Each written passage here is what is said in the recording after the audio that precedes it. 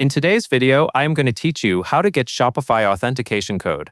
To begin, sign in to your Shopify admin in a secure place where you can access your inbox and your mobile device. Once you are in, go to Settings.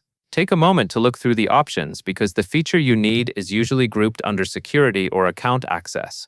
In the Settings area, use the search field and type in two-step authentication. This will help you find the correct section faster, especially if your menu looks slightly different due to account permissions or updates.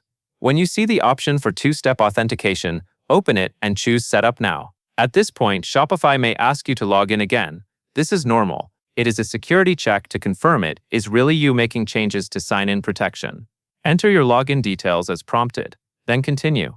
Next, you will see an option to continue to email. Select that because Shopify will send a verification code to the email connected to your account. Go to your email inbox and look for the message from Shopify.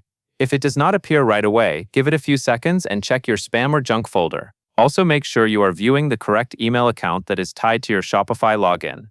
Open the email and copy the 6-digit number included in the message. Return to Shopify and paste or type that code into the verification field to verify your account. Be careful to enter all 6 digits correctly, since the code can expire after a short time. After your email is verified, choose Authenticator app as your two-step authentication method.